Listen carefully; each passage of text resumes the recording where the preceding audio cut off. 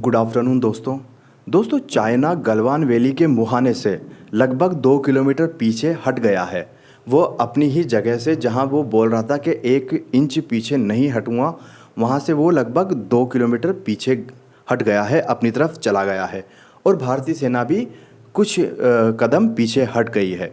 ये दोनों देशों के बीच जो तनाव चल रहा था उसको घटाने की दिशा में यह पहला कदम है। हालांकि यह स्थिति गलवान वैली की है।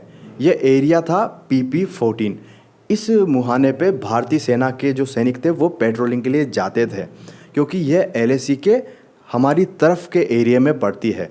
अब चाइना जो लगातार बोल रहा था कि 1 इंच पीछे नहीं हटूंगा, लेकिन उसको अब पीछे हटना पड़ा है।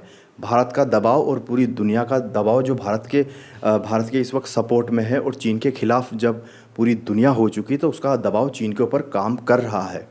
और भारतीय सेना के उस दावे पे और उस बात पे कि भाई जो अप्रैल में स्टेटस को था, भारत को वही चाहिए अगर चीन को तनाव घटाना है तो चीन लगता है दबाव में आया है और 2 किलोमीटर वो पीछे चला गया है।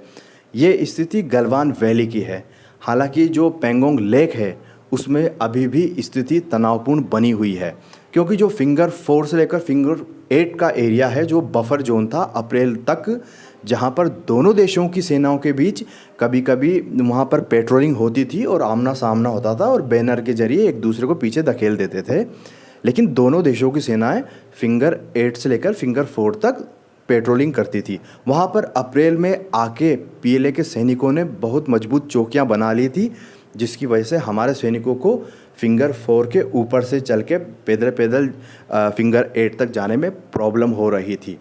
तो अभी भी पेंगोंग लेक में तो पूरा तनाव बना हुआ है, लेकिन यह तनाव घटाने की दिशा में पहला कदम है कि दोनों देशों की सेनाएं डिसएंगेजमेंट करने पर राजी हो गई है और चाइना 2 किलोमीटर पीछे चला गया है गलवान वैली में।